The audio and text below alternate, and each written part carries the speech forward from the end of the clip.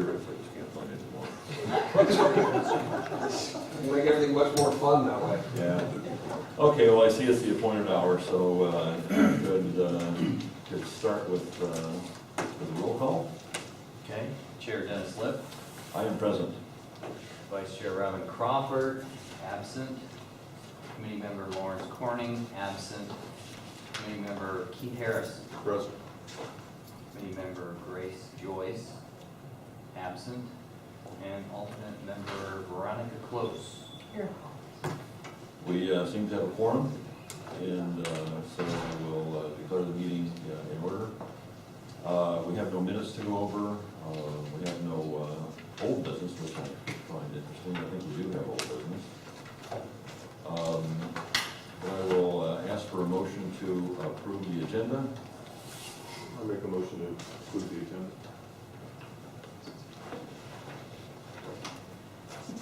Do we need to second it for sake For of discussion, discussion? yeah. All right, I'll second it for discussion. So the motion to approve the minutes by Keith, seconded by Veronica. Discussion? Veronica, do you have some? Yes, I contacted the town on Monday and asked them if there was going to be a meeting. And Tuesday morning, I went to my email and found the agenda packet, and I knew we talked about having it out in advance. And to be perfectly honest with you, that's not enough time for somebody like me who works full-time and puts in a lot of hours to review such an important project. The first item, I don't have a problem with, we've already vetted that and looked at it. The second item is, besides being an application that was very difficult for me to read, I'm very uncomfortable even considering, because I know I have not had time to give it the review that it requires.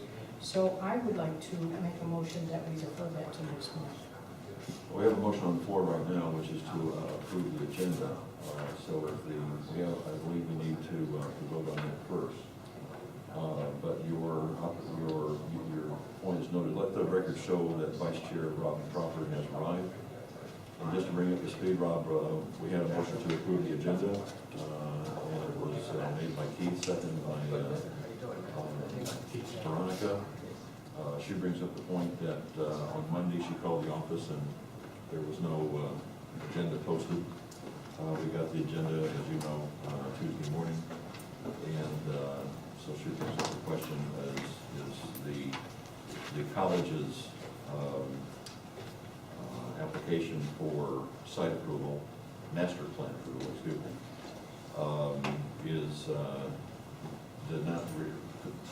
she could not study it thoroughly. Frankly, I could not thoroughly.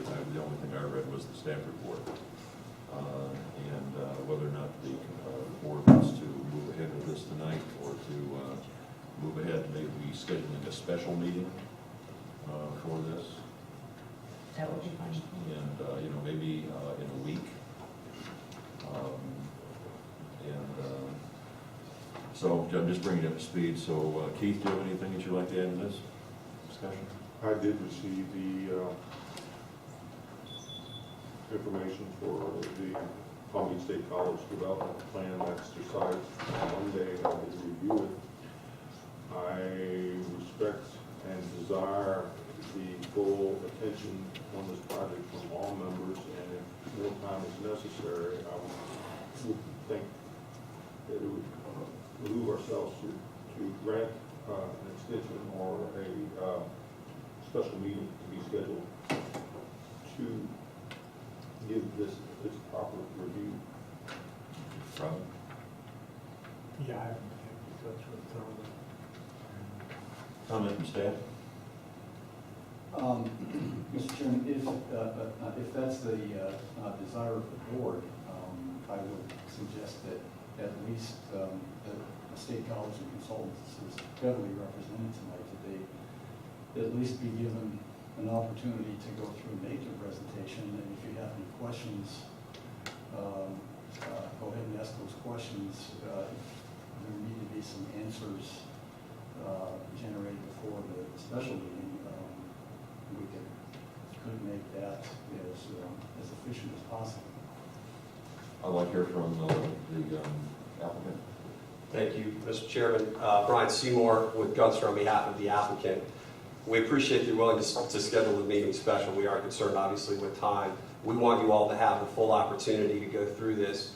What we have in our presentation is a very detailed discussion of the plan and the guidelines that goes into great depth. And after that, you may feel that you have the information that you need because we will go through this in some detail.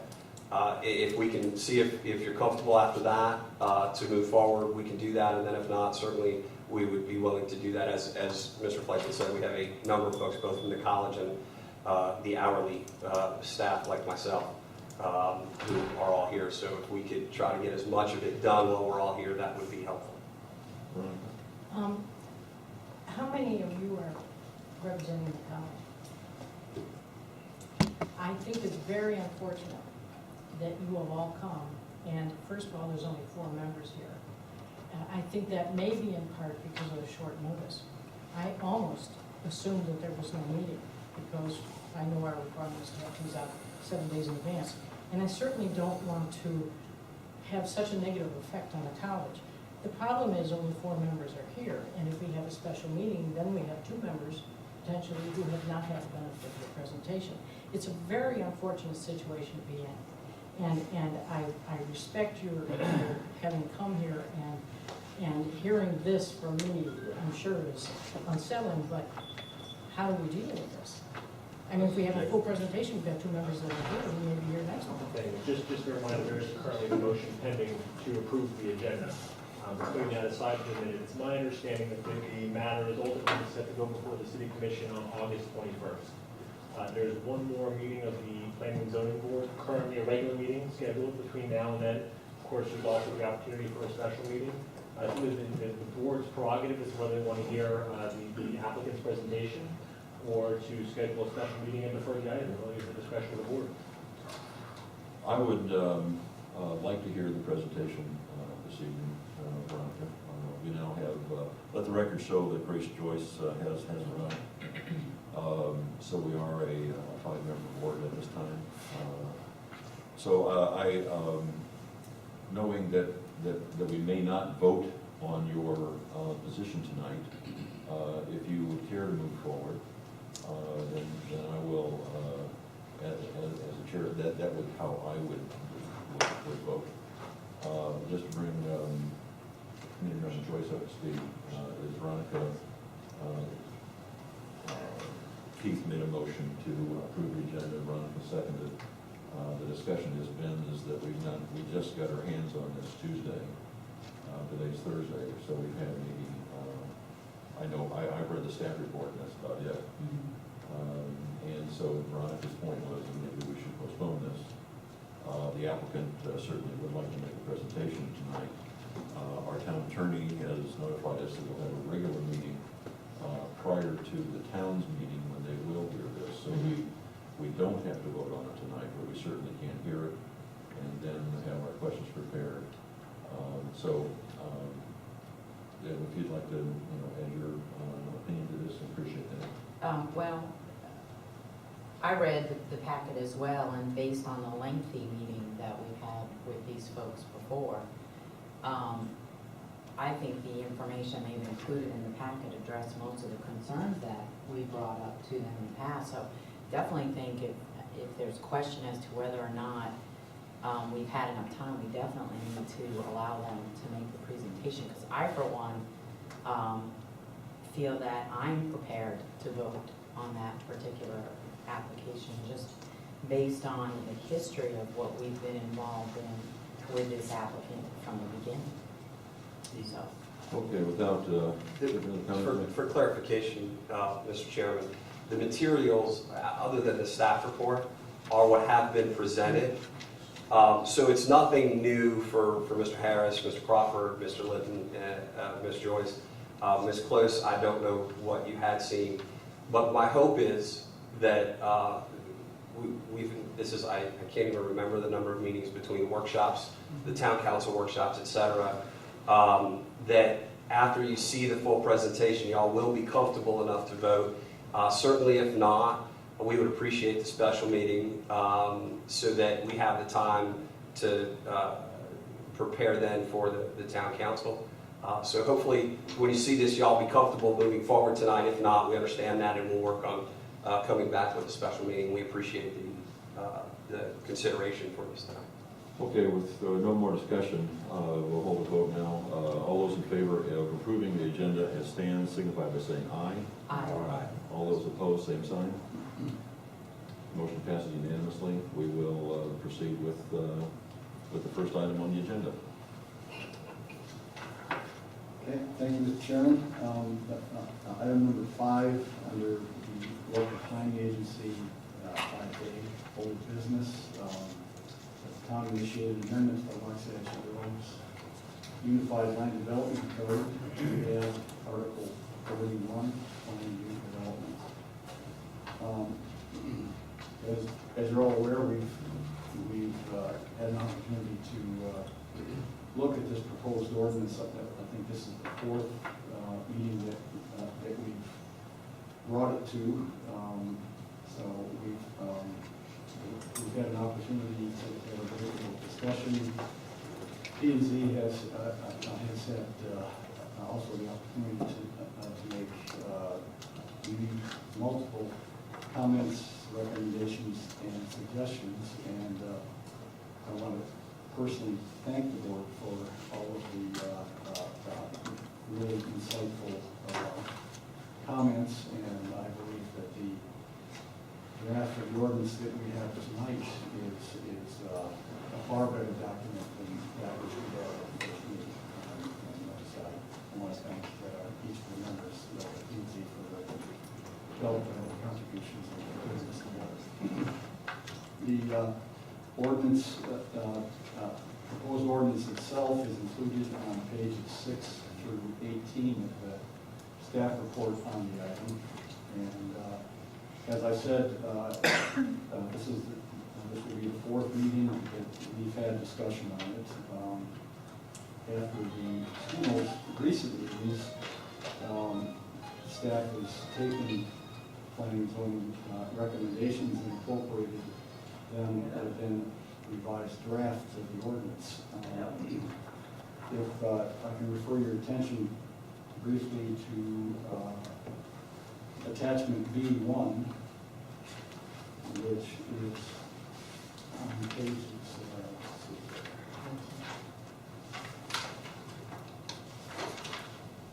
pages 19 through 22.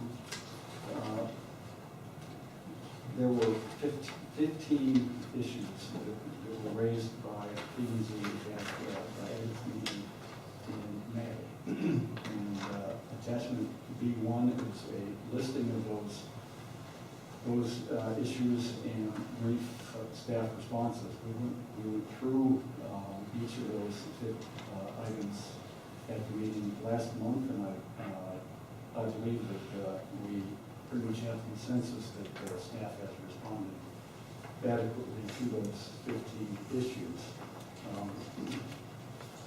Attachment B2, which starts on page 23, is a list of additional issues, 4 additional issues, which were raised at the meeting last month.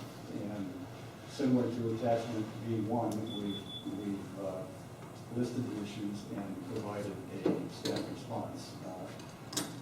Those staff responses we have not gone through at this point.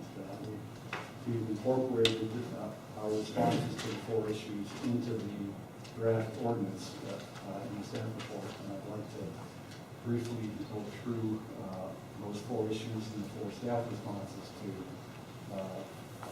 hopefully come to the conclusion the staff has adequately addressed those 4 issues. The first issue is related to the granting of waivers, waivers to land development regulations requested by an applicant for a PUD. And the issue essentially was that if the town is going to grant a waiver, the town expects some public benefits in return. And we've prepared in addition to section 2E, waiver of property development regulations, which is on page 12 of the staff report in the ordinance. And the language that we propose to add is subsection 2, which reads, the granting of a waiver or waivers shall make a significant contribution to implementing town planning objectives and maintaining its rural character. In order to determine the significance of a proposed waiver, the applicant must justify said waiver or waivers by addressing the following items in the required statement of use, which is part of the application. And there are items A through G that an applicant needs to address each of those items to identify how he is providing benefits to the town as a basis for granting a waiver. And we have, starting with the first item, identification, protection, and enhancement of natural areas, provision of open space and landscaping in excess of code requirements, provision of pervious area in excess of code requirements, preservation of native vegetation, joint use of driveways, cross-access opportunities, and we're also giving an applicant the opportunity to identify any other benefits that would lead to the implementation of comprehensive plan goals, objectives, and policies. Are there any questions or thoughts on how we address that item, hopefully adequately? All right, with that, objection, we'll move forward. Yeah, I had a question on page 12. Number 2. Bunch of waiver language. You say you're the granting of a waiver or waivers shall make a significant contribution. I think that the project makes a significant contribution and as a result of their waiver. So I think you may want to word that something like a waiver or waiver shall be granted as a result of a significant contribution. Yeah, I read this over myself this afternoon, and I agree that it probably could be made a little bit more clear. What it probably should have said was the granting of a waiver by the town shall make a significant contribution. But Well, it's not the waiver that makes a contribution. It's the project and how it's designed that makes the contribution. So, and then as a result of that, they get waived, if I'm understanding this correctly. that's exactly right. So that's why I thought you might want a little bit of a word change. And in the Okay. fourth line, it says, in order to determine the significance of a proposed waiver, I think it should say the significance of a proposed contribution. Okay. But the rest of it is fine. Thank you, Ron. Do you have any specific wording for your first comment? Yeah. I put number 2, a waiver or waivers shall be granted as a result of and then continue on. A significant contribution, just make it so it isn't quite so. I'm not, I don't care how it's worded. Okay.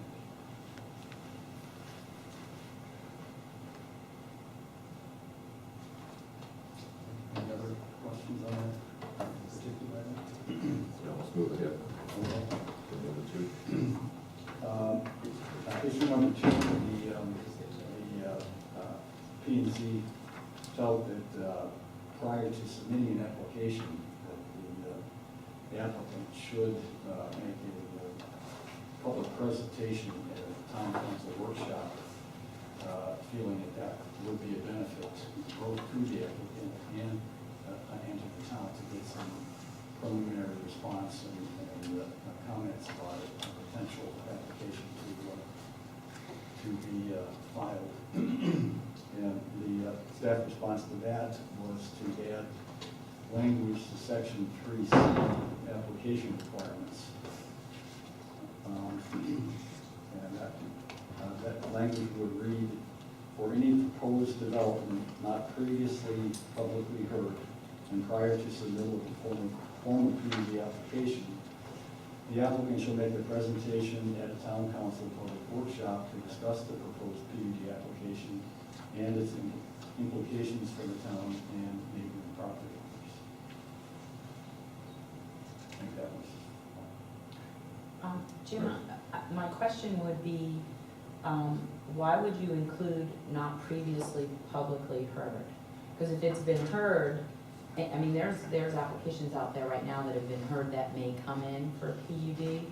And I really think that if it's the intention of an applicant to come in for the PUD, whether it's been heard or not, they really should go before the town council. Because at that point, they're gonna be talking about the site plan and waivers and whatever, generally speaking. So I would think prior to any submittal for a former PUD application, they should workshop. Yeah, I certainly have no problem with that. The only reason why I put that in there is that we have had a history with several projects of them making multiple workshop presentations, and it might be possible in a certain instance that the presentations that they have made That'll go quick. would be adequate. But if you want to take out not previously heard, I certainly have no problem with that at all. I would recommend that. I'd be curious how the rest of the members feel. I agree, I saw that too. Sure, okay. Then we should do that. I think that looks okay. All right. Let's see. Item number 3, there was considerable discussion at the last P&Z about making sure that the town had adequate opportunity to incorporate horse trails into a PUD as it came through. And so in response to that, I added language to two places in the ordinance. The first is on page 15.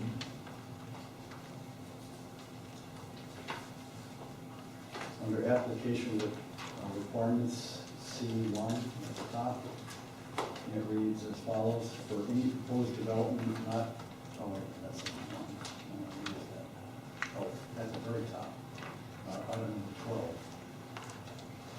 Coordination with the roadway, equestrian trails, and greenway advisory committee, RETAG, to determine the need for and location of equestrian trails within the PUD. That I felt that we shouldn't necessarily put in a requirement that a PUD shall have horse trails, but because it could be a location where horse trails are not needed, or they could be dangerous, or for whatever reason, we don't need to incorporate them. But by meeting with the equestrian committee, that committee will have the opportunity to provide input and let an applicant know whether or not they're planning any horse trails in the area of their application, and if so, provide them with some details. Any discussion on that? I also added another brief statement on page 17, the middle of the page, item F, and as part of the application, the applicant will have to document its coordination with that committee. I So that would, would be, yeah. Yeah, yes. Mr. Right. Chair, I would just ask that it not be specific to equestrian trail, because you're right, it may not be appropriate in a certain location, but a greenways trail might be an opportunity. I think it would really be the determination of the advisory committee to work with the applicant to decide if one were appropriate over the other. Because you're right, I mean, we had a lot of discussion where the horse folks said, I would never ride my horse in an area like blah, but there may be an opportunity to put in a walking trail or, a hart trail or some other kind of a thing. So just take out the word equestrian, Yeah, just trails? Yeah, I mean, because it is the equestrian trail and greenway Yeah. advisory. Okay, so, to determine the need for the location of equestrian trails or greenways? That would work. Yeah.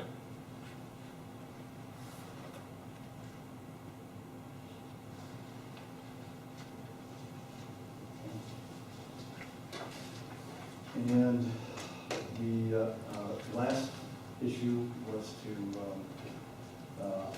incorporate language to strengthen the procedures necessary to approve an administrative amendment. The reason that we have possibility of administrative amendments in there is that it's possible that the master plan might need some I guess, tweaking at some point, and really does not involve any major issue or major components. And we wanted to give the staff the opportunity under certain circumstances to grant administrative approval, certain administrative amendments to the master plan. And we added language to that effect on page 17. Well, actually, it starts at the bottom of page 17.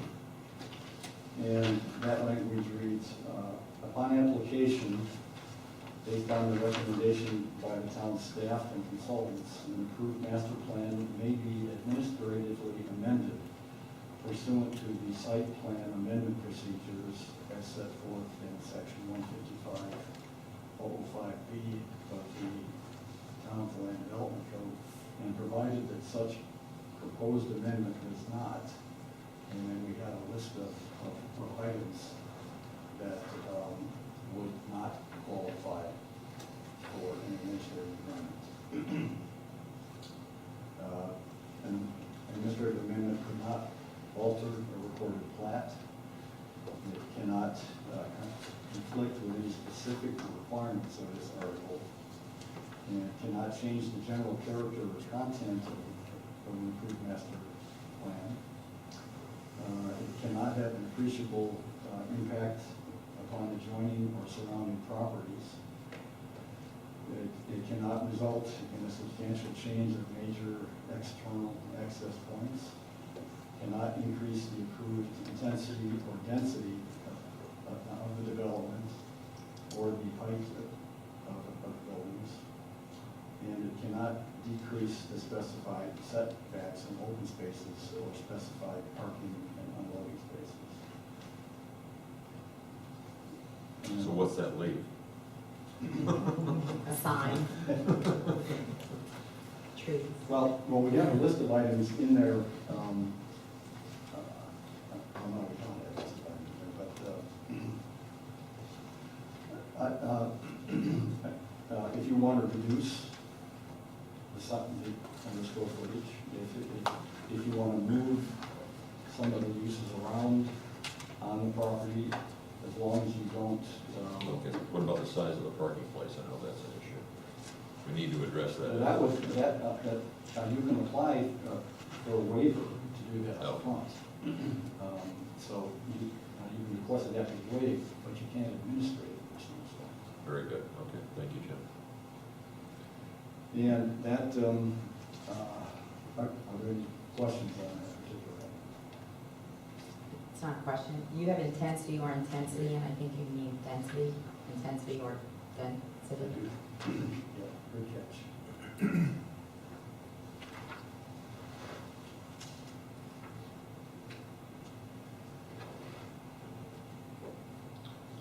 Okay, I'm going to open up this to discussion to the board. First of all, I'd like to hear a motion on approving the plan as stated tonight by staff. I so moved, but I just want to check, make sure we have proper notice. This is an LPA meeting, right? Yes, it is. So just making sure we have proper notice. Um, Or is it's having been deferred is sufficient? Oh, yes, it had been deferred, and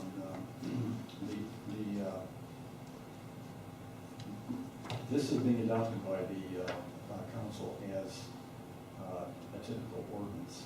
And under the town's code, you only has to have one advertised public hearing, which would be before a second reading. Okay, so Veronica moves that we pass this Yes. as of this You meeting. recommend the town council. Second to that? Second. Second from Joyce. Any further discussion? All those in favor, signify by saying aye. Aye. All those opposed, same sign. Motion passes. Good job, Jay. Thank you guys for that. Like I said, it greatly improved by your inputs. I think we ended up with a better product, that's for Yeah. sure. Yeah, there's no doubt about that. Okay, moving on to new business, Palm Beach State College, master site development plan. Jim, do you have anything to kick this off? We're going to go to the applicant. Well, just as a very brief introduction, I'm probably all aware of the land use plan amendments that are in process. The council approved on first reading, I think it was a 4-0 vote, to transmit the amendments to the state for review. They're up at the state right now, and we expect to get any comments back by the end of the month. And have second reading on the ordinance sometime end of August. And the two amendments in combination removed the multiple land use designation from the state college parcel and reestablished the rural residential 5, which allows them to build a college campus. And in addition to that, we are incorporating a special policy into the comprehensive plan, which is included in your agenda package. If you have a chance to review that and recommend approval. That's on page 7 of the staff report for the college. And that special policy essentially sets up the guidelines to govern how the campus is going to be developed in the future. And with specific reference to special policy 1.15.4 II, in the middle of the page, that requires that the college prepare a master site development plan for approval by the town council. This approval will be by resolution, not by ordinance. The closest procedure that the town has now is the site plan approval process, and site plans are approved by resolution, and that's why the town opted to follow a similar path. Well, the master site development plan is the subject of was the subject of the agenda item tonight. And the only other thing that I'd like to draw your attention to is on page 5 of the staff report. The master plan has a list of criteria that it needs to provide. And that the table on page 5, the left-hand column has a list of those criteria, and the right-hand column tells you where in their submittal package that those items have been provided, so that the master site plan that the college has submitted has met all of the requirements of special policy 1.15.4. And with that, I'll turn it over to the college personnel to make that presentation. I'd like to let the record show that we have Dr. Dennis Gallon here tonight with us. And this gentleman over here, I forgot your name, I'm sorry. Dick Becker. Dick Becker, who's the development guy. for the college? He's the vice president of business, something like that. Development, okay. Many of us are development. He's a whole lot more than that. Yeah. If I can indulge, can we move the table so those of us who are going to present can sit at it? Partly because I was on my feet for 3.5 hours this afternoon, my back hurts, and partly because they want to. Bring in a wheelchair. Or a barcode lounger, whatever you need. Market lounger, that'd be us. Is this all right? Where's my stuff? Oh, we're gonna do one at a time. It's a big table. I do whatever Dr. Galvin tells me, unless it's in conflict with what my wife tells me. This video, right? Honey? Thank you again for indulging us the opportunity to present the details here tonight. You all have seen the master site plan. You all have seen the design guidelines, but we're going to take you through that in a little bit of detail. Again, for the record, my name is Brian Seymour with the Gunster Law Firm, and we have the honor of representing Palm Beach State College. As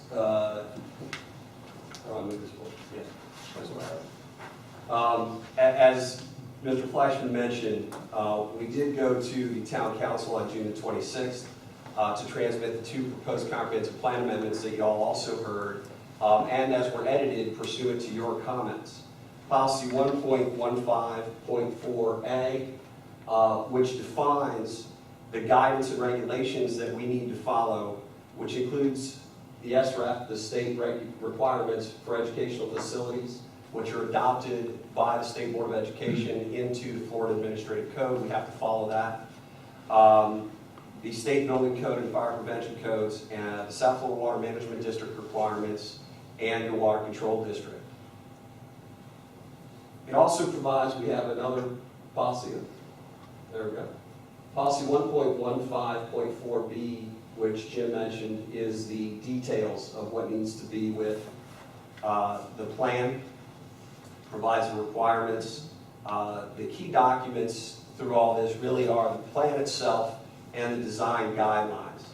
The language that the town council adopted include, again, the special policy, the master site development plan, and the design guidelines. And here's what you had asked, and which has now been put into the comprehensive plan, that the design guidelines be consistent with the intentions of the town's rural vista guidelines as can be applied to a college campus.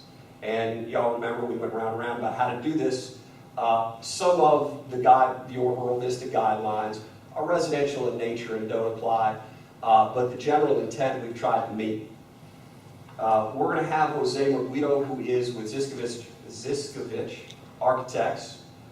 He is a specialist in educational facilities, and he's going to talk about the detail. But it's important that before we get to that, we talk a little bit about Palm Beach State College, what it is, what you can expect, and how Palm Beach State College works. Because it's important to remember that they're not a developer, they're not looking for profitability. They're looking to become a member of this community and provide a service to this community, both Waxahachie Groves and the general surrounding areas. So before Jose gets to the detail, I'd like to turn it over to Dr. Galvin so you can hear it right from the horse's mouth about what it is that Palm Beach State College is and how they work.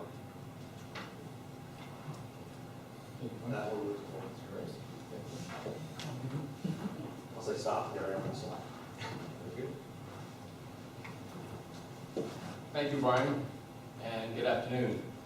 I've been called a lot of things in my life, but never a horse. We are Waxahachie Groves. I will. If the shoe fits. I'll take that.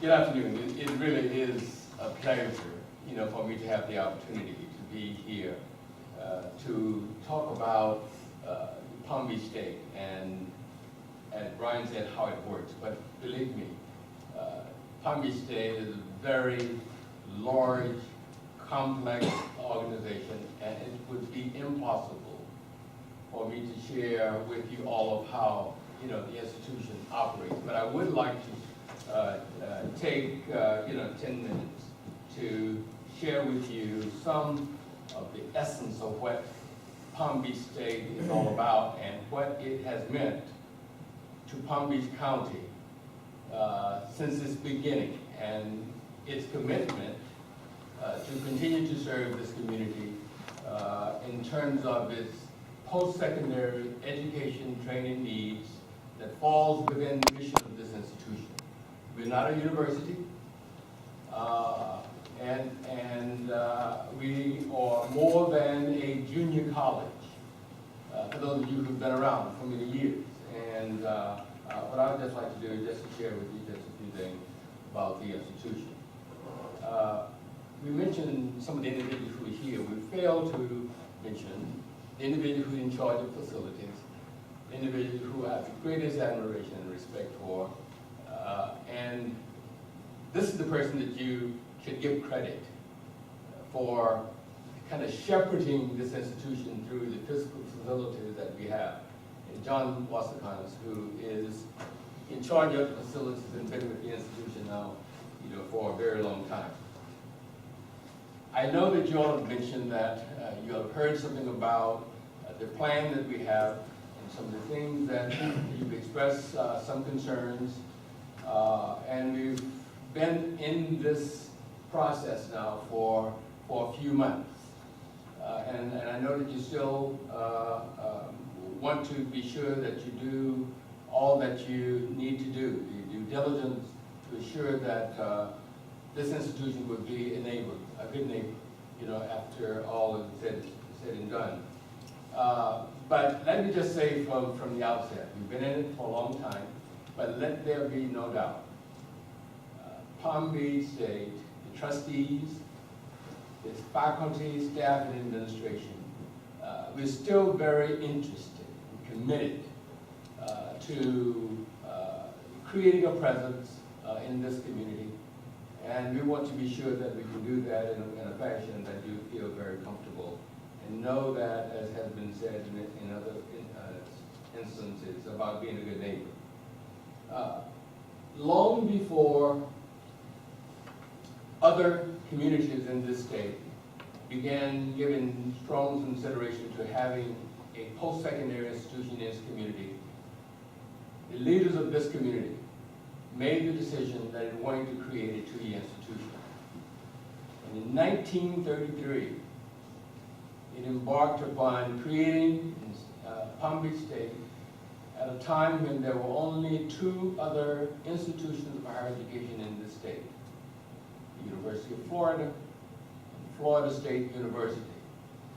And so the residents were concerned that, look, we want to be sure that our students have access to education. And we cannot afford to send them to Gainesville. We cannot afford to send them to Tallahassee. So as a result of that, we need to create an opportunity here. And as a result of that, in 1933, Palm Beach State was created. And so as a result of being around since 1933, you can imagine then that we have a long track record. For those of you who have to run for office, you know how important it is to have a track record. It doesn't bode well to say one thing one year and then come back and say something else another year. And so I think that this is what is good about Palm Beach State, that we've been here since 1933 and we have a track record. I think that you can look back over the history of the institution, and you should be able to agree with us, that we have done everything that we can to serve this institution in a way that would make all of us proud. And all of the municipalities, I've been in all of them. I've spoken to many of the municipal leaders, and you're not alone in having concern. Even the community of Boca Raton, I can remember coming here in 1997, and asking for a meeting with the mayor of Boca, Steve Abrams. And I can remember him saying to me, before we sat down to have lunch, well, what do you plan to do to irritate this community with creating an infrastructure that we cannot appreciate? And that is Boca. At the time, Florida, Florida Atlantic University was in the process of developing all of that space across the street on Glade Road, where it's now a big shopping mall, and Steve did not want that to happen more than anyone else, and he was surprised that it turned out to be what it was. And so I say that to say to you that even Boca, with its large metropolitan area, it has concern about development, and Steve and I have turned out to be very good friends because he found out that his concerns about the educational institution in this community, it was unfounded when it comes to Palm Bay State College.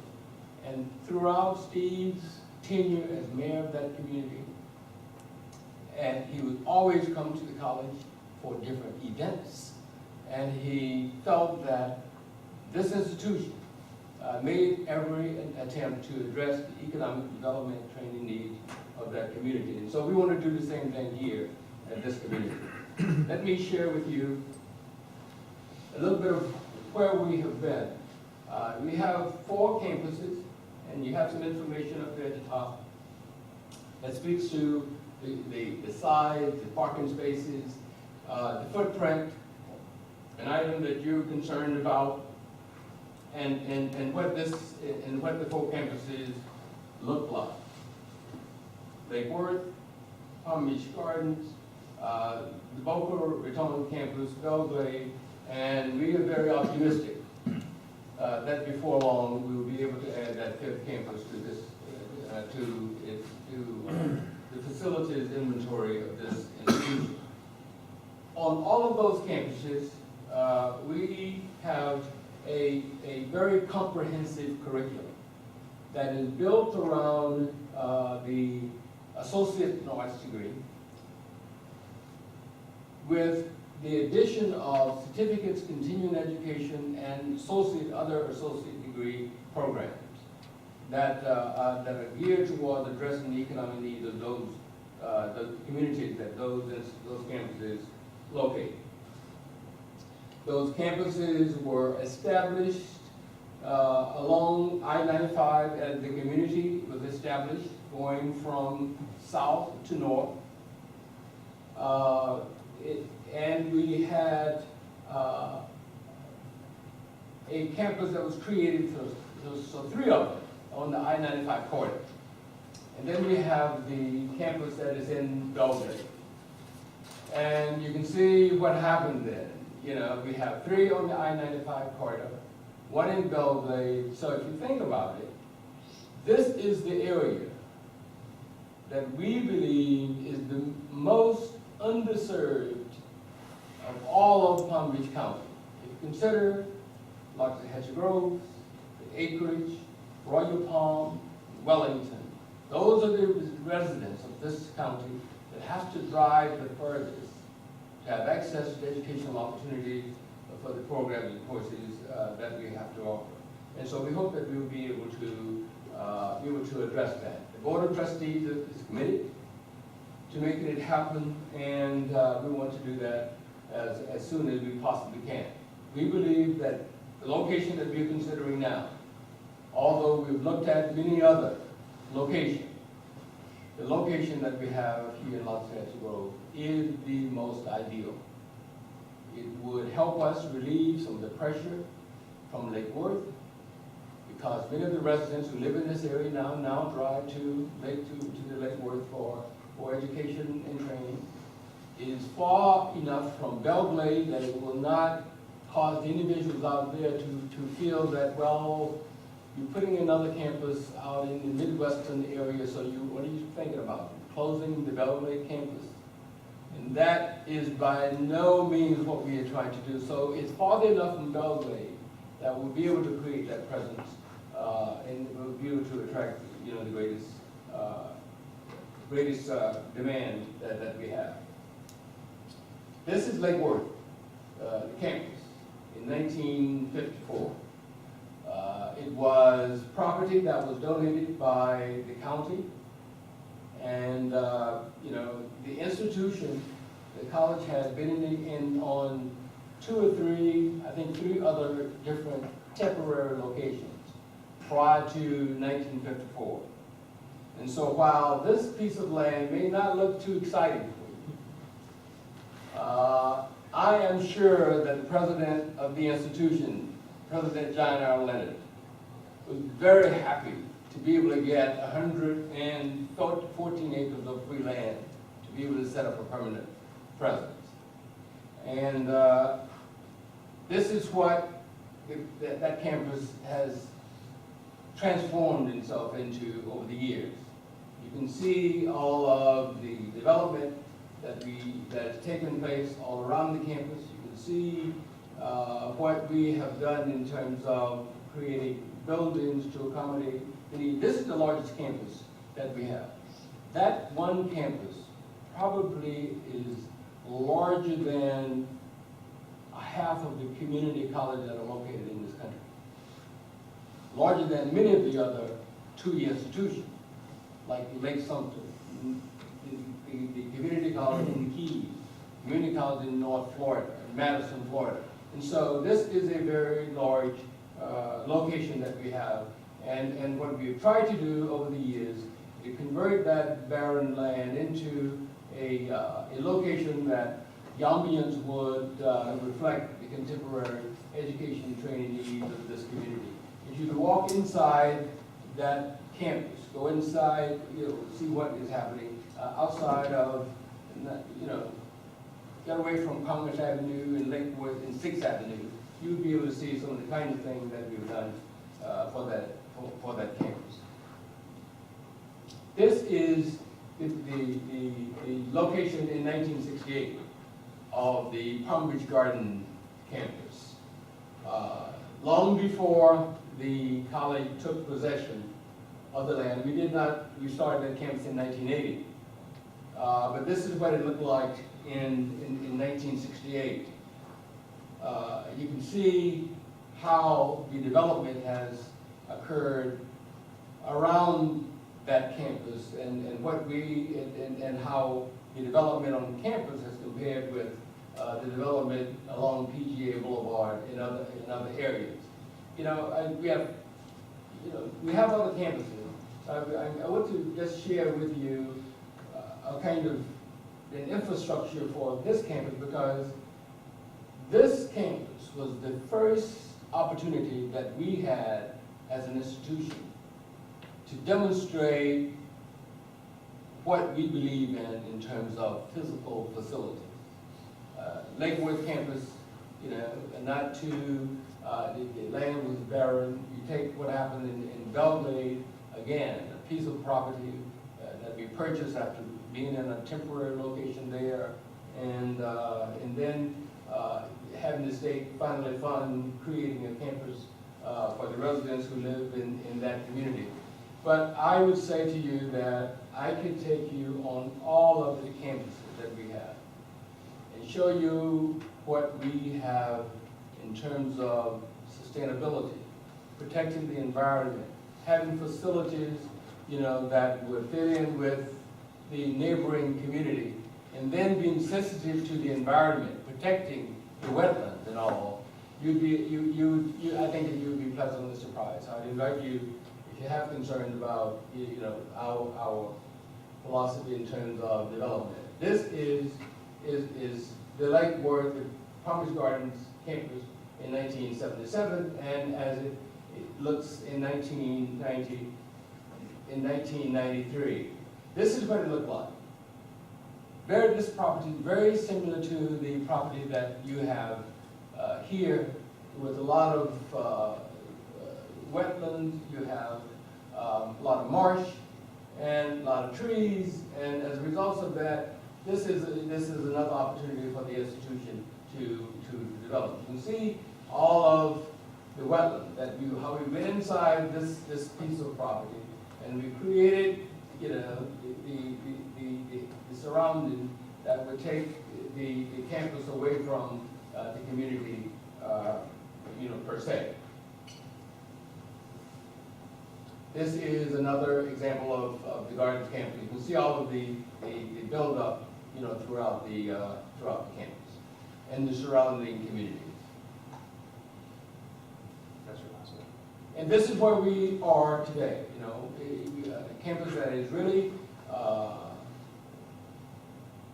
be considered to be my favorite. Because it's, but I say that to all of the staff whenever I'm on the campus as well. You're my favorite, and I like this facility better than, you know, but this is, and I'll say that to you, this is. Because this particular campus really does create an opportunity for engagement inside and outside the classroom.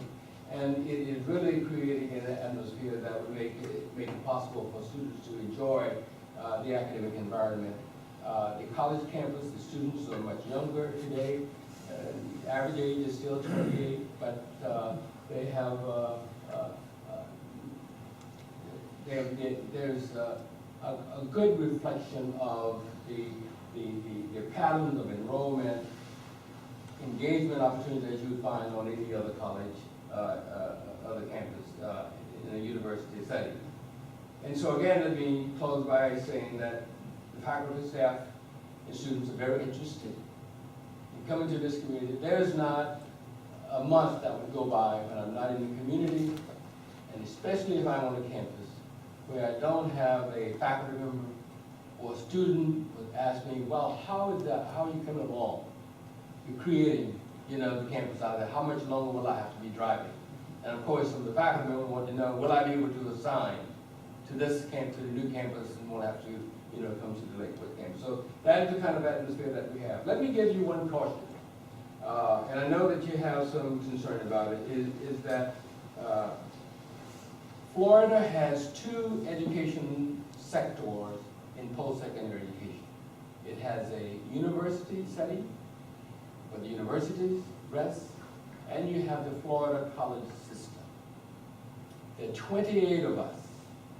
And so if Palm Beach State were able to locate in this community, you would get not only Palm Beach State, but all of what the Florida college system brings to the state of Florida. And there are opportunities, there are barriers that yet we have to be concerned about also. When you've often probably heard us say that when you graduate from Palm Beach State, you're guaranteed admission to the state university. Your own student don't have to worry about negotiating the transferability of any course. You finish that AA degree, it accepted carte blanche at any of the state universities. In order to make that happen, we must adhere to Florida statutes. We must adhere to Florida statutes when it comes to curriculum, and we must adhere to Florida statutes when it comes to building facilities. And so that is a part of, having an institute. If University of Florida were considering establishing a presence here, it would have to adhere to the same SREF standards as we do. If it were coming here, it'd have to adhere to the same curriculum requirements. If we were a private institution, then we would have the opportunity to create baccalaureate degrees or associate degrees to fit the needs of the community, fit the needs of business and industry.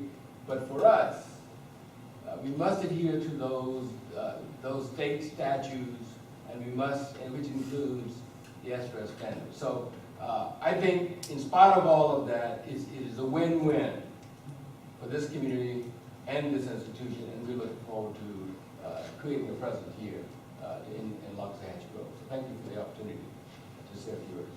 Thank you, Dr. Gill. That was 10 minutes. But it tells you who you're dealing with. And I thought that was important because we've had a lot of discussion about that, and I appreciate the time for that. I'm not sitting back down because I'm done talking for now. Jose Merguido, who is architect planner extraordinaire, is going to talk about the actual development of the master plan and go through the design guidelines, particularly talking about how they relate to your Rural Vista guidelines. Thank you, Jose. You can call me a horse. Call you Jose. I learned my lesson. Thank you. I'm delighted to be here again with you. And as Dr. Gallen eloquently pointed out, I think it's not only a track record, but it's a legacy that the college brings to communities. And the legacy is having a deep respect for the land and the community that they find themselves in. And those are the guiding principles behind our master site development plan and the guidelines I'm going to share with you this evening. And it's really captured by these picture postcard images that we see here. And the reason is because both the town and the college need the same thing. They need an environment that's conducive for learning, an environment that's conducive to set the mind in the right spirit to be able to absorb and transform young people into productive adults. So you both share the same things. You're both dependent on creating wonderful environments to nurture the intellectual growth that happens on these campuses. So that's kind of the foundation of our planning ideas. Those ideas are found in this master site development plan. I'm going to share with you how we built that plan. The plan is built on layers. The most important layer, Dr. Gowan pointed out, is the respect for the land, finding what's unique and beautiful about this land and making sure we preserve it and build the plan around it. And we start with the existing wetlands that are there and the cypress domes that are there, the cypress knees that are there. And those would be maintained and the plan would be developed around them because that's real, that's what this community is about. So we don't lose that legacy. But then we also recognize that we have a very rich ring of preserved and natural vegetation around the site. So we maintain these buffers around the site. We have 50 foot that we're proposing on the north edge, 25 around the perimeters, and 10 between the commercial property. And those buffers are intended to maintain the natural vegetation that's there. And we're going to talk a little bit more about it because in previous workshops there's been quite a bit of discussion as to the quality of those buffers. And related to the buffers is the 250-foot height restriction zone to the north. The idea behind the height restriction zone is to achieve compatibility with the scale of the neighbors, residential neighbors to the north. There's been a lot of discussion on that, so I'm going to drill into this a little bit more as to our approach and how we built the master site plan around that. The houses to the north, there's basically 3 residential properties, and they're located a good distance away from the property line, 140, 180, 210 feet that you see there. The reason that's important is the 50-foot buffer plus the canal right away plus that open space provides a very generous separation, spatial separation between the residents and where the worst case northern edge may be. But in addition to that, there is a very high quality vegetation barrier there, 50 foot, that you can see in this cross section. The canal right away is 60 feet. There's the 140-foot worst case scenario of the homes in this area, the 50-foot, and this is the height restriction zone with a 35-foot maximum height for development in that portion. This is what it looks like when you stand across the canal looking at it. There's very high quality under canopy in this area here. You can see the sash pines above. As we get further into it, the ground cover is dense in this area. We have a very dense opaque layer in the sub-canopy, and then of course a very majestic canopy of the sash pines. That provides the screening that will provide the barrier, if you will. Although in reality, buffers are really intended for incompatible uses. And this is in fact a college campus, which is a very compatible use with neighboring properties. So in addition to there being compatibility in use, there's also a very rich landscape separation between them, as well as a spatial separation. And that's also the way that the Palm Beach Gardens campus works, that Dr. Gowan mentioned. In fact, the steward of that was John Mosakonis, and I'm going to have him tell you how he was able to achieve it on that campus. John? He's a horse too. Right from the horse's mouth. I am John Mosakonis, Director of Facilities for Palm Beach State College. I've been employed with the college for 20 years now, and really take a high level of interest, being an architect myself, in how the development of our various campuses take place. When working with our planning consultants and the architects and the attorneys, and listening to the discussions that went on in our conference rooms about making sure that we had adequate buffers around this proposed site that we're talking about today, I suggested to them that we probably could just take a look at one of our existing sites, specifically the garden site, and take a look at what we've done there as an example of what is capable of being done when we take a vegetated site and actually try to insert buildings and parking into it. This particular area here, up towards the northeast corner of the site where the large yellow arrows are, there's a buffer that's located there that separates the campus proper from an adjoining inverted Y-shaped structure there, which is a 6-story senior center living center. And that 6-story building is a pretty tall structure compared to the 2- and 3-story structures that are located on the campus itself. Standing on the campus and looking to that 6-story structure, though, it just disappears. We have a 45-foot buffer at this corner of the site. It's basically the same height and configuration of vegetations that we find along the north side of the property on the Loxahatchee Grove site. If you get right up real close to it and you start, I looked and tried to peer through the trees to see that building on the far side, you can actually barely see the hint of the building on the far side of that 45-foot of trees that separate our campus from the adjoining senior center. When I walked on the other side of the buffer, the building, which sets back several hundred feet from the property, it stands out quite apparent. It has no other separation from the college campus except for the buffer that we provided. And when I turn around and take a look back to the site that the college is on from the senior site, again, that 45-foot of natural vegetation that's been maintained on this site is all that's necessary to provide total visual separation between what goes on our property and the adjoining neighborhood.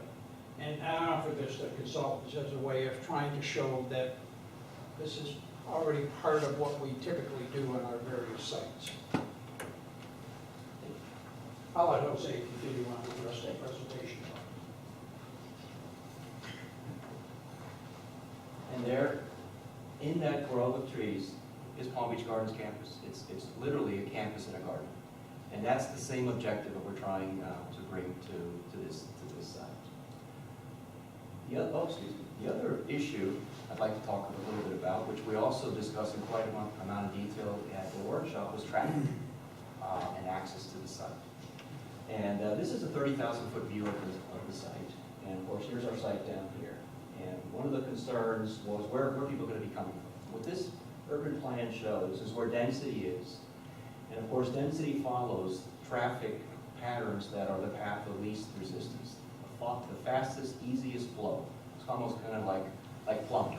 It's the fastest way of getting there. One of the things that we notice is that this density that we have, the 1-acre parcels here, and of course, Royal Palm along this side, is really being funneled through, of course now with the recently expanded Seminole Pratt Whitney, and Crestwood on the east, along Southern Boulevard, to come up to the site in this area here. The traffic coming from this area is the residents themselves. In other words, from the north, it is servicing the community. So we look at the potential of Okeechobee going through. There's no signal in this area here. There's a series of traffic calming devices being introduced along B Road. So we think there's going to be quite a deterrent for people taking this road coming into the site because it's simply the most difficult way of getting to the campus. So our traffic strategy assumes that we're going to have principal entrance, a right in and right out off of Southern, which is the main entrance. It will be shared with the commercial development to the east. We also have a secondary access off of Southern. There'll be connections coming with the commercial development to driveway connections. And then, of course, a connection along B Road that is really the safest way for people to come across, come to the signal, and go east or go west. So that's basically the traffic strategy of coming into the site. So that's an in only, or will it be both? this is an in and an out. I mean, off of E Road. Off of B Road is an in and an out. Oh, Yes. Hey, thank you, that should be a double arrow there, thank you.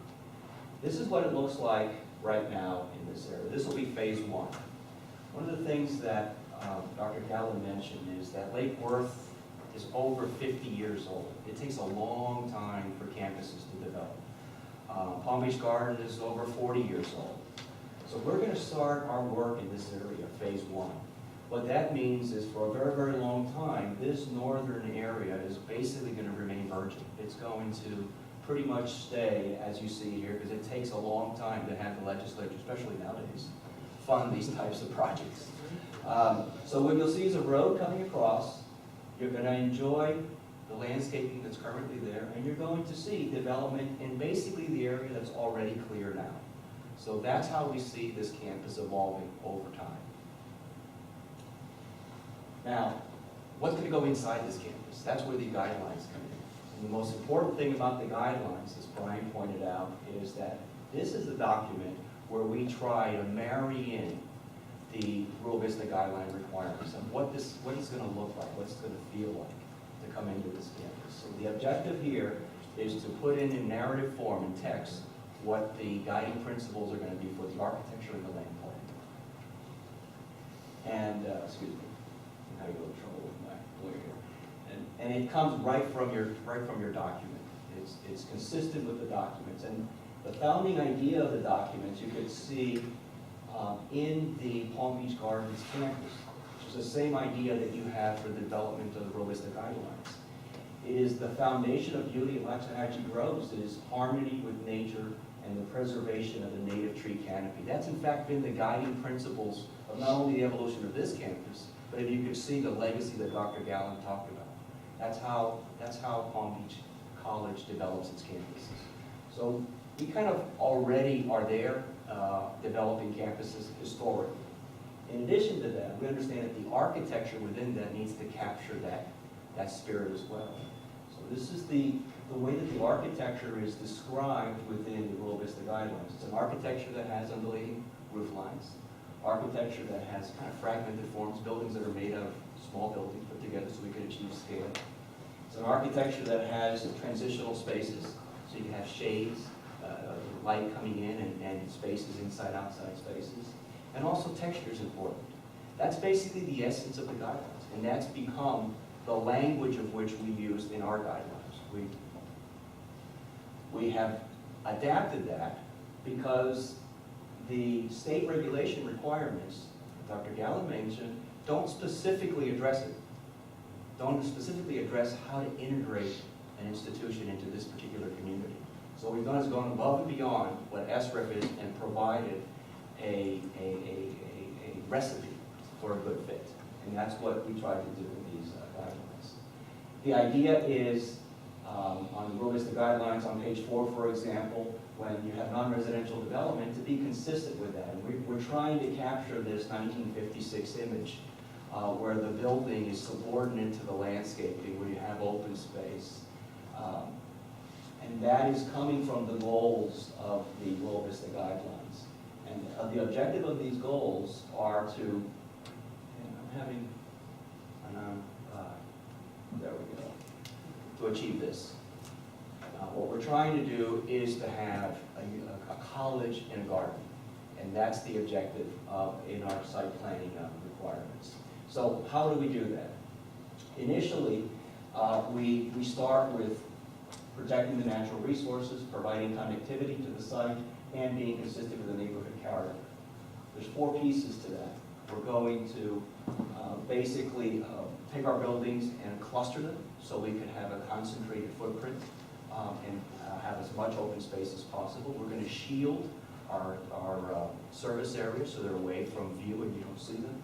We're going to preserve the natural beauty of the site, and we're going to provide connectivity so people can enjoy the preserved landscape that we're putting in. So those are the guiding principles of our site planning, and they're consistent with the language of the Rio Vista guidelines. We evaluate for compatibility and consistency of the character, and we're just taking them right out of the guidelines and infusing them into our document. connectivity walkways, so we're encouraging that within the development of the site plans. Oh, excuse me, I'm having an uncooperative button. My apologies. The open spaces also allow us not only to have preserve around the ring, but when you go into the campus, you could enjoy the cypress domes, the cypress knees that are there, the sash pines. So the open quads allow us to integrate that into the campus. And again, following the consistent recommendations of the Rural Vista Guidelines. When we look into building orientation, the idea of the buildings are to be arranged around quads. They're important for learning communities. They're also important as vehicles to maintain groves of existing trees. So we find that again in the guidelines, and it allows us to create spaces that look and feel like this. This is right from the Palm Beach Gardens campus, and this is exactly the development view and feel and character that will be provided on this campus. Walkways and porches throughout the campus, again, coming right from the Rural Vista Guidelines.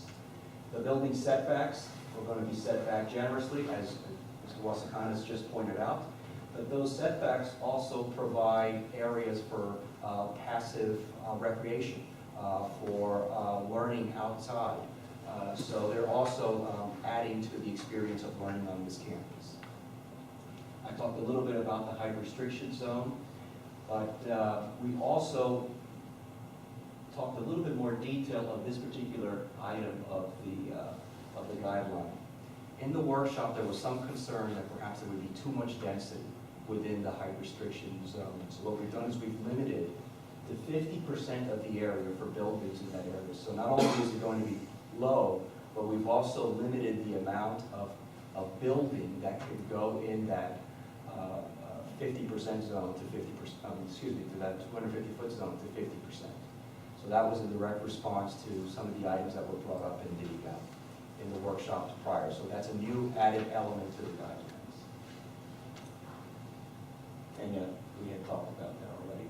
But this is, again, trying to achieve human scale, residential scale. The height restriction zone helps achieve that, consistent again with page 4 of the Rural Vista Guidelines. Landscaping and open spaces, it's very important to conserve, so we built it into our guidelines, the conservation of the existing plant communities that are on site. We will create a language of landscape architecture that follows Florida woodland naturalistic feel, and specifically in the northern boundary, and of course preserve the environment, the wetland areas that we have that I pointed out earlier.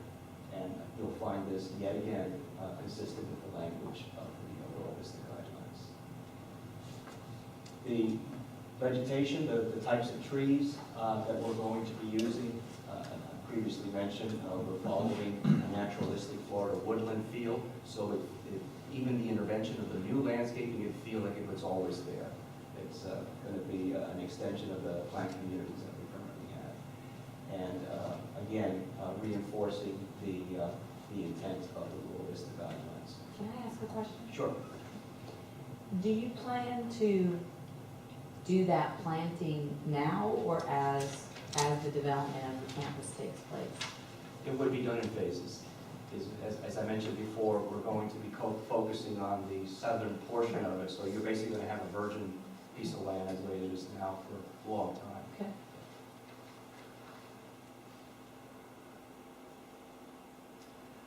The recreation zones and open spaces, there will be, as the campus evolves, open spaces for community recreation.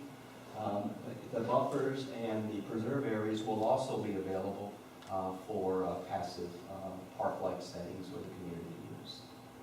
And again, you'll find that, again, reinforcing the Rural Vista Guidelines requirements.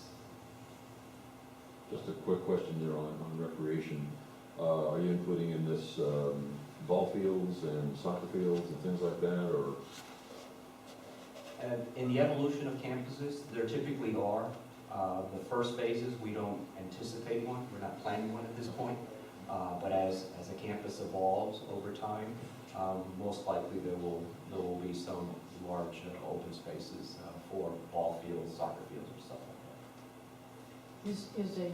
Are you going to show in this presentation, like a comprehensive site plan showing where all your buildings are gonna be and where those ball fields might be? No, because that's the challenge of a college campus. You don't know exactly at the beginning of it the kind of needs that you're going to have. You don't know what the funding is going to be. So what you try and do is set the parameters and structure for what these things are going, where they will be, the kind of feel and flavor they're going to have. But as Lake Worth was planned and Palm Beach Gardens, there was no idea when those campuses were born what kind of buildings they would need in them. But the parameters were still consistent. We're going to have the buffers, the concentration of buildings, the preservation of the natural environment. The particulars of what function each building is going to be is undefined at this point. But for example, knowing that sometime in the future you probably will have ball fields, can you not plan for those now as to approximately where you think you might place them? I think I might be able to answer that. I'm sorry, Mr. Jones, I don't want to step on you. We're probably gonna say the same thing, so go ahead and go. I just feel it. I'll take that as a compliment. Yes. Don't screw this up, is what she just told me. I understand. My wife tells me that all the time. The short answer is no, we can't know exactly, but that's why what we do have is some very significant limitations on what we can do within the very northern part. The problem becomes, how can you say a ball field's going to go in X place when you don't yet know what ball field might be? It may be a soccer field, it may be a ultimate frisbee may get hot, it may be croquet. And in a 50-year time frame, there's just no way to identify that, unfortunately. So as Jose mentioned, what we tried to do, and he and Ms. Walter has spent a lot of time trying to design these in a way that really focused on meeting the goals as that does happen. In addition, isn't there something that states in here every 5 years when the plan is reviewed again, it comes back to the town council? So you were going to say that. The town, yeah, the other part of that is, I was actually going to let Dr. Gallen say it because he's the one that had to agree to it. But that, yeah, she's absolutely right. Every 5 years, there's a campus master plan that is required by state law. And the comprehensive plan amendments based on your input, and I know why Ms. Joyce remembers it because it was her language, requires that we provide the town the opportunity for input into that and for discussion. It's something that happens anyway, to do that with the gardens, but it's certainly going to happen here and is required by your comprehensive plan. So you'll have that every 5 years, know what's coming. That was the policy slide that wasn't included at the beginning. But isn't that an SRF requirement? Yes. Yes. Well, it's an SRF requirement to do it. Right. We're committing in It's your... an SRF requirement to integrate with the local municipality, that 5-year. Correct, but what we've done is put it into your comp plan, which says we absolutely have to, where you guys, now you've got control over it, not just the state, because it's in your comprehensive plan. Okay. And as we wrap up, parking, of course, we will have parking, but we will integrate the parking in consistent again with the well-listed guidelines by screening, by having landscape islands and the character of vegetation that's there, connecting with pedestrian walkways. And we're also going to be looking at alternative paving patterns of pavers and perhaps turf block and things like that. So that's built into the guidelines as well.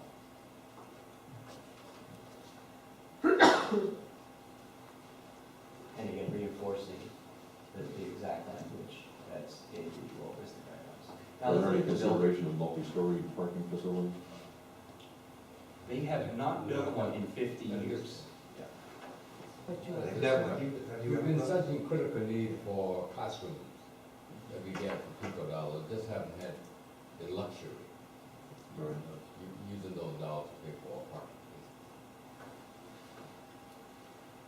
Now, within those planning parameters, we have the buildings themselves.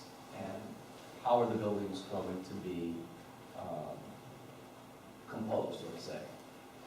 The idea for the composition of the buildings is as defined in the World Vista guidelines, trying to break them down, trying to achieve scale, trying to achieve compatibility with the scale of the community, like you saw in the World Vista guidelines, where you have, again, undulating roof lines, fragmented forms, porches, transitional spaces, but of course applied to a commercial building. So it still maintains the same character, and this is in fact Pine Jog, which is again a university building, but that's an example of it being integrated into a natural setting and still achieving that kind of symbiotic relationship between building, architecture, and landscape. May I interrupt for just a Certainly. second? I noticed in everything that you pointed out, I've seen the words encourage, should, discourage, none of the mandatory words. So it looks very good and it sounds good, and we all have the best of intentions, but what requires you to do that? I think we let Dr. Gallen talk about why the language is the way it is. Again, with the 50-year plan and the state guidelines, but I think Dr. Gallen will speak to that. Well, it is, we have the requirements that we must adhere to. And so as a result of that, those requirements are going to kind of dictate, what happens. So therefore, we are, we have those terms in there, to make it, as a way of introducing it to the community here. So the SREF guidelines, for instance, change over time. And again, we keep coming back to this, I sound like a broken record, but we're talking about 50 years. And so we can't know exactly what they're going to look like. So these guidelines are what they are. They are guiding us to do this, but we can't put in you must do X when we don't know what X will look like in 50 years. None of us even know exactly what the town will look like in 50 years. I was thinking about, I have a 10-year-old and a 7-year-old, and when this campus is built out, they will likely be grandparents. And in that concept, thinking through, that's the difficulty that we have. So there are some things that are absolutes. The things that were most important to the town, there's an absolute 50-foot buffer. There's an absolute 250-foot height restriction zone. There's an absolute 25-foot buffer on A and B. So where we could do, we did do. The details are guideposts as the campus is developed. Interestingly, I think it's worth pointing out, though, there was no guidepost whatsoever for Palm Beach Gardens when that campus was developed, and that's how it developed naturally over the course of time. So to some degree, it's a matter of trust with the college and their history. And given the time frame, that's what they have to live with. Jose? Okay. And just to wrap up, I just have one more slide. This was the actual treatments of the building. Texture, as I pointed out, is going to be important. So what we're proposing is to be consistent with, again, the World Vista guidelines of having stone accents, or where we have, this happens to be the stucco walls of our Pine Jog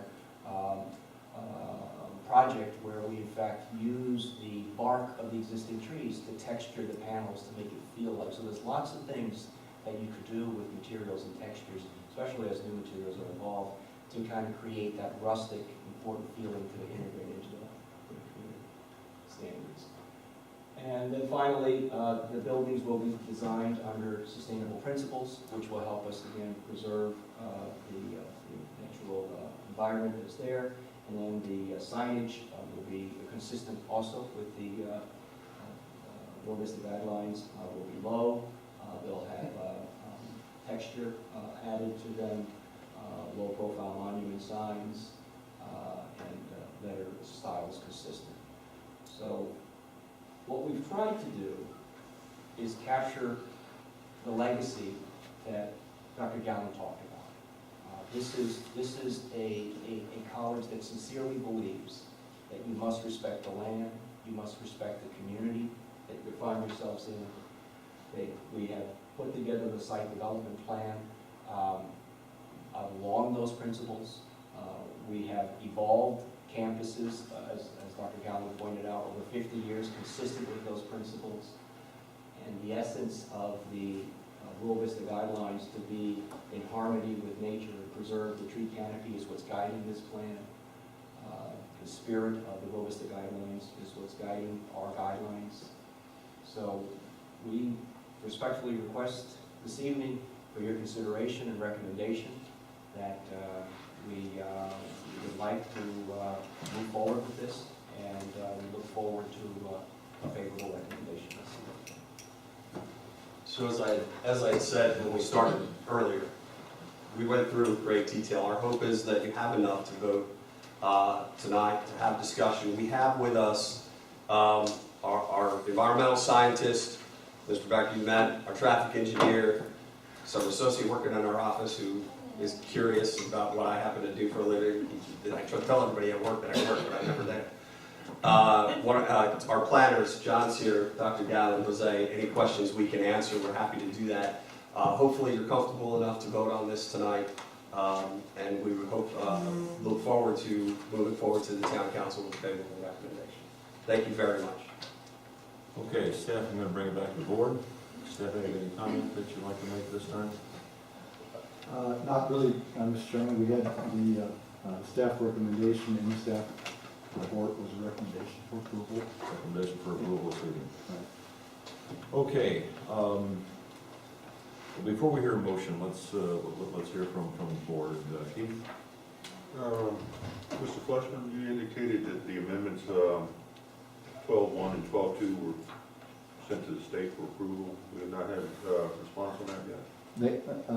They haven't been sent to the state for approval. The state. Oh, review, excuse me. Yes, yes. They have a chance to make comments.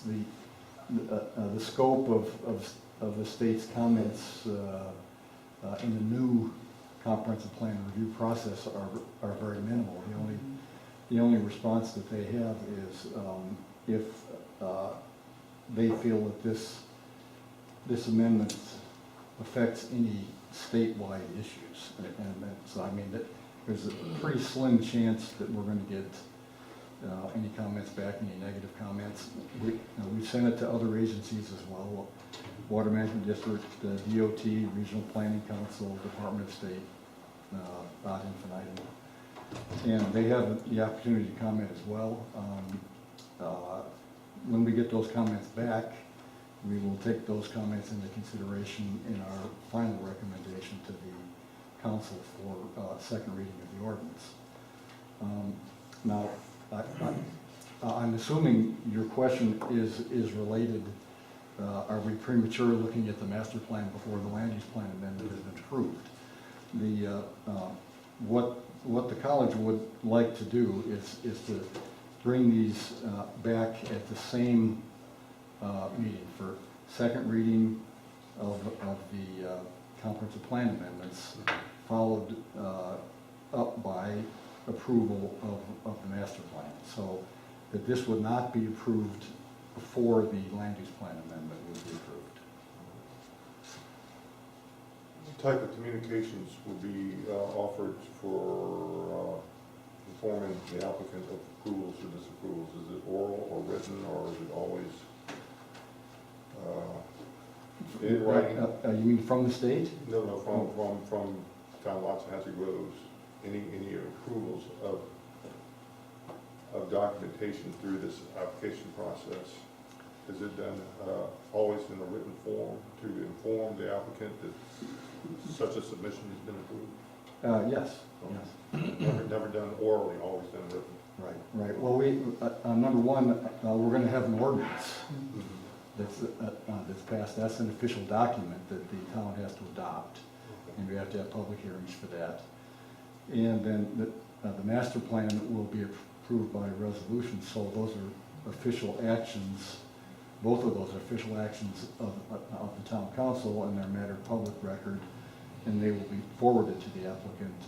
The applicant, I'm sure, will be there. Yeah. And so they'll know. But they the do notification will be yes. done in a written Yes. form. Yeah.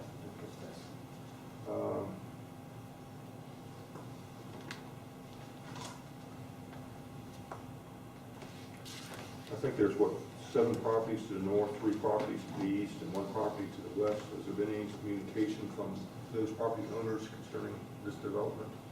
Are you aware of? When the land use plan amendments went in front of the council for the first reading, there was considerable discussion on some off-site road improvements that are going to be made to B Road. And I think two of the property owners north of Collecting Canal made comments at the meeting about, is that going to take some of my property? And they made some comments about the types of improvements that they would rather see where B Road crosses Collecting Canal and how that's going to affect the properties just to the north. I think that we've had a couple residents over the course of the various meetings that we've had on this come and express concerns about the buffer, about the possibility of future lighting from the athletic fields, things of this nature. Normal concerns, but no Yes. real specific opposition to the project. I would say it was more an expression of concern about the uncertainty of what is to come as opposed to outright opposition. And of course, there were several residents that stood up and expressed concerns about traffic coming down the town lettered roads. And I think the applicant did a pretty good job of addressing that tonight, but Is my recollection correct that the applicant was planning to do road improvements to B Road up to Connecting, all the way up to Okeechobee. all the way to Okeechobee? Well, there's a little bit of a hair split, and I'm a lawyer, so you have to forgive me. But there are some traffic improvements at the intersection that would be done of B and Southern. It's my understanding that while we have a funding mechanism, the road work is going to be done by the commercial applicants that goes north all the way up to Okeechobee with the speed bumps. And there was a meeting Monday, about a week and a half ago, amongst the 3 potential property owners, because we don't actually own the property yet. And that's how that was done. So they would go ahead and take care of that, and then there's a funding mechanism where the college would end up paying a portion of that cost. Yeah, and that deal also includes the large multiple land use project on the east side of so the 3 property owners in combination would assist in funding those improvements. Please excuse my sunglasses as I need them to see. We have a pre-application letter from the Florida Department of Transportation in our package. That is, I believe, just a benchmark to show that there has been contact with DOT as part of our requirements for the submission. Even though the DOT letter indicates some areas that they disapprove, this is just a benchmark to show that it's in process, or does this have to be approved? I'll let Adam better explain it, but it's my understanding that is a letter that DOT stating that on a conceptual basis, they agree with the location of the driveways on Southern Boulevard. That is correct. Adam Kerr with Kinley Horn. It's a conceptual approval of the locations and the types It's of a conceptual, driveways. so it's a benchmark of progress, Yeah, not right. that It's not an actual permit. Right. And one question for our town manager. Got her just in time. Wow. Could you educate me on the official adoption of the rural list of guidelines? The town has adopted them. Are they part of the Unified Development Code or not?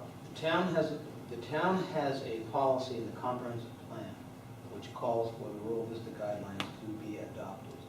However, to my understanding and knowledge, that has never happened, and that's something that town council is going to have to do in the future. we're suggesting as a requirement, and I just wanted to make sure that is indeed a true requirement, not just a desire. That's all the questions I have. Okay, thank you. Robin? I've got a question on who to direct that, and maybe I missed this in the presentation, but is there any stipulation on the amount of paved and building footprint versus landscaping ratio? Your code has an FAR in it. Point two. So there's a max of 650 rough thousand square feet that could ever be built on the entire 74 acres. The slide that shows, it was in the beginning, that showed the square footages of all the campuses. Oh, sure, yeah.